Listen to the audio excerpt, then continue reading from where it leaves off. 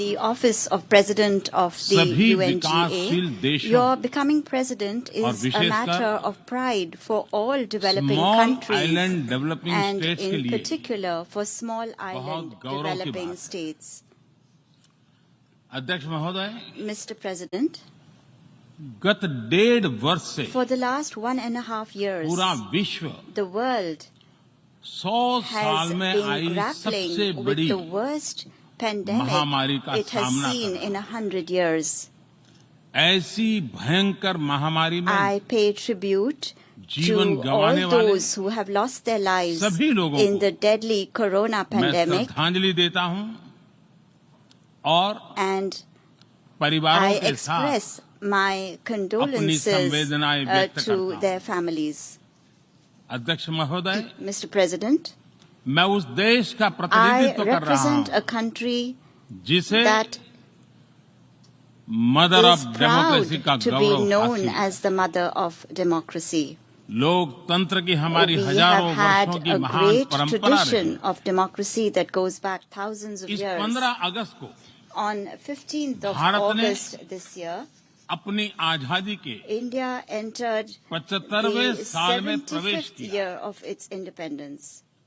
हमारी विविधता Our diversity हमारे सशक्त लोकतंत्र is की the पहचान है। identity of our strong एक ऐसा democracy. देश It is a country जिसमें that has दर्जनों भाषाएं dozens हैं, of languages, सैकड़ों बोलियां हैं, hundreds of dialects, अलग अलग रहन सहन different खान पान। lifestyles and cuisines. ये vibrant This is democracy the का best बेहतरीन example of a उदाहरण है। vibrant democracy. ये भारत के लोकतंत्र की ताकत है। The strength of our ये democracy छोटा बच्चा is demonstrated जो by the कभी fact that a little एक boy रेलवे स्टेशन who के at T one stall time पर used to help अपने his पिता father की मदद at करता his tea था, stall at the railway आज station is today चौथी बार addressing the भारत के United प्रधानमंत्री के Nations तौर पर General Assembly for the fourth time UNGA को as संबोधित Prime कर रहा Minister है। of India.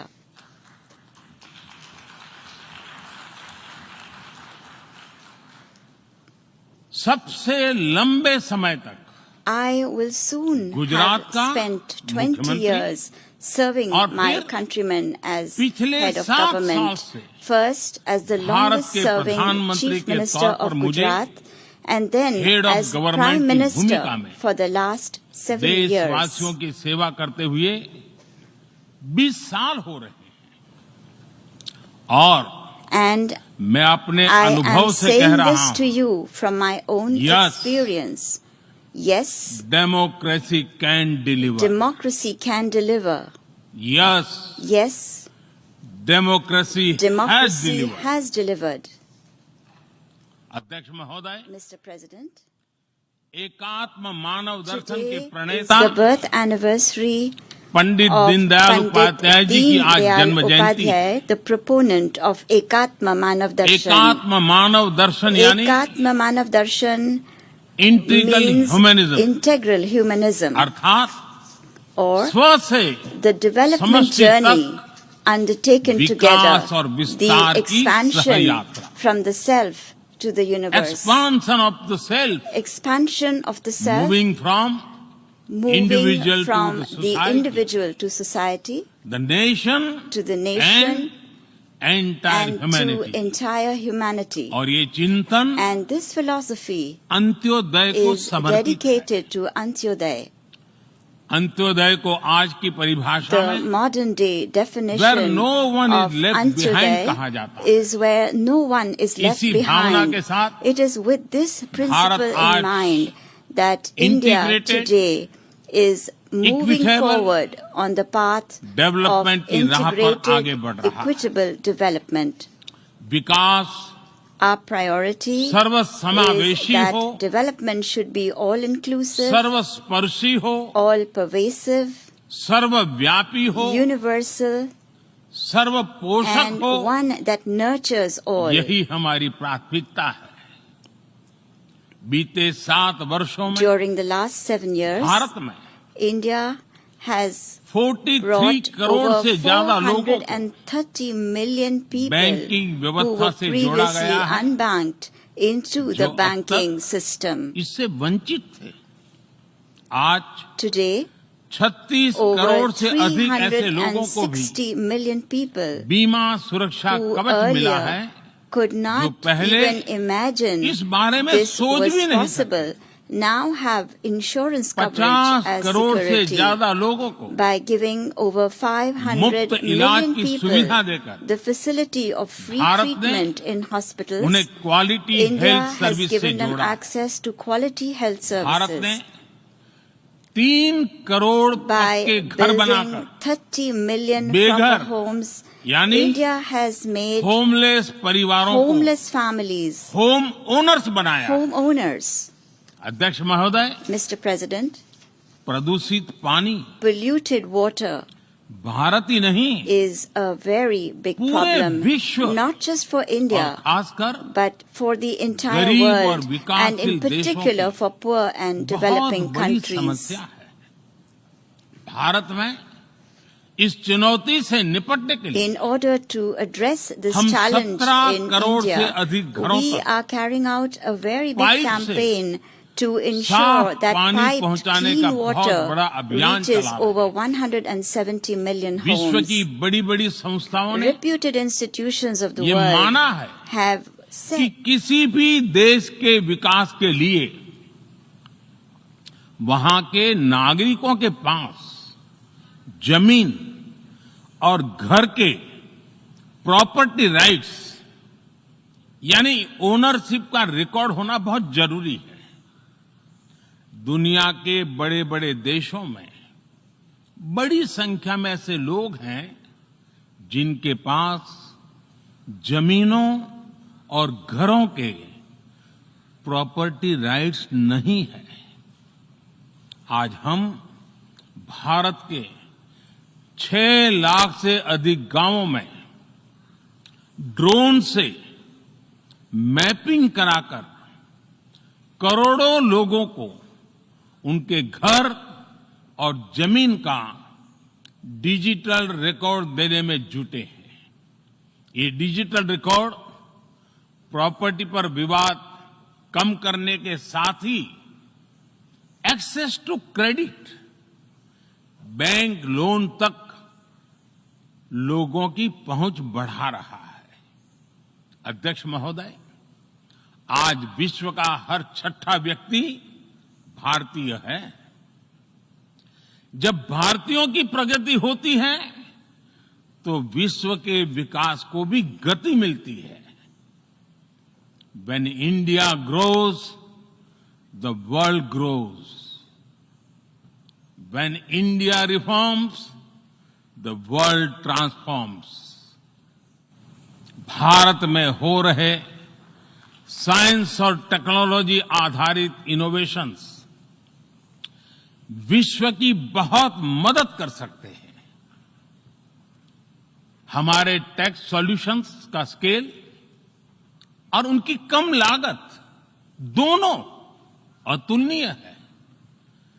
हमारे यूनिफाइड पेमेंट इंटरफेस यूपीआई आज भारत में हर महीने 350 करोड़ से ज्यादा ट्रांजैक्शन हो रहे हैं। भारत का वैक्सीन डिलीवरी प्लेटफॉर्म कोविन एक ही दिन में करोड़ों वैक्सीन डोज लगाने के लिए डिजिटल सपोर्ट दे रहा है। अध्यक्ष महोदय, सेवा परमो धर्मः, सेवा परमो धर्मः को जीने वाला भारत सीमित संसाधनों के बावजूद भी वैक्सीनेशन डेवलपमेंट और मैन्युफैक्चरिंग में जी जान से जुटा है। मैं यूएनजीए को ये जानकारी देना चाहता हूं कि भारत ने दुनिया की पहली डीएनए वैक्सीन विकसित कर ली है। जिसे 12 साल की आयु से ज्यादा के सभी लोगों को लगाया जा सकता है। एक और mRNA वैक्सीन अपने डेवलपमेंट के आखिरी चरण में है। भारत के वैज्ञानिक कोरोना की एक नेजल वैक्सीन के निर्माण में भी जुटे हैं। मानवता के प्रति अपने दायित्व को समझते हुए भारत ने एक बार फिर दुनिया के जरूरतमंदों को वैक्सीन देनी शुरू कर दी है।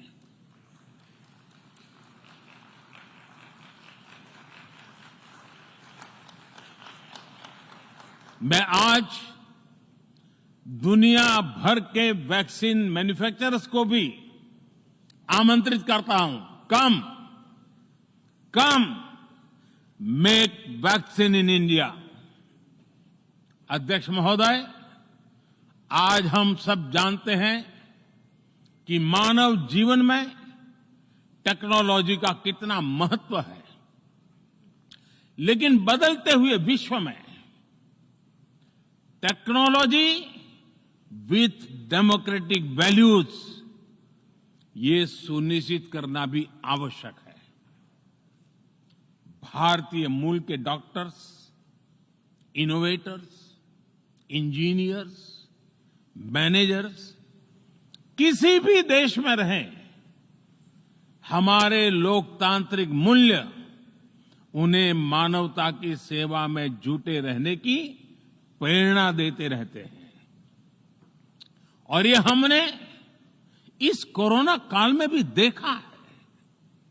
अध्यक्ष महोदय, कोरोना महामारी ने विश्व को यह भी सबक दिया है कि वैश्विक अर्थव्यवस्था को अब और अधिक डाइवर्सिफाई किया जाए। इसके लिए ग्लोबल वैल्यू चेन्स का विस्तार आवश्यक है। हमारा आत्मनिर्भर भारत अभियान इसी भावना से प्रेरित है। ग्लोबल इंडस्ट्रियल डाइवर्सिफिकेशन के लिए भारत विश्व का एक लोकतांत्रिक और भरोसेमंद पार्टनर बन रहा है। और इस अभियान में भारत ने इकोनॉमी और इकोलॉजी दोनों में बेहतर संतुलन स्थापित किया है। बड़े और विकसित देशों की तुलना में क्लाइमेट एक्शन को लेकर भारत के प्रयासों को देखकर आप सभी को निश्चित ही गर्व होगा।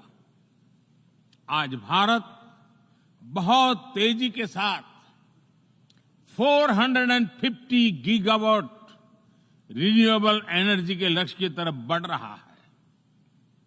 हम भारत को दुनिया का सबसे बड़ा ग्रीन हाइड्रोजन हब बनाने के अभियान में भी जुट गए हैं।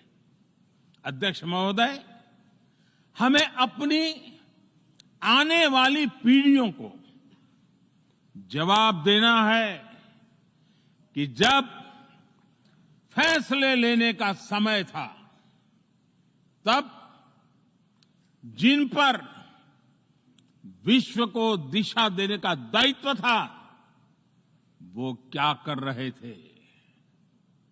आज विश्व के सामने रिग्रेसिव थिंकिंग और एक्सट्रीमिज्म का खतरा बढ़ता जा रहा है। इन परिस्थितियों में पूरे विश्व को साइंस बेस्ड रैशनल और प्रोग्रेसिव थिंकिंग को विकास का आधार बनाना ही होगा। ஐக்கிய நாடுகள் பொதுச்சபையின் 76வது கூட்டத்தில் இந்திய பிரதமர் நரேந்திர மோடி உரையாற்றிக் கொண்டிருக்கிறார். கொரோனா பெருந்தொற்று அவரது பேச்சில் முக்கியத்துவம் பெற்றது. குறிப்பாக ஒன்று, பருவநிலை மாற்றத்திற்கு எதிராக போராடுவதில் இந்தியா முன்னணியில் நிற்கிறது என்று அவர் உறுதியளித்திருக்கிறார்.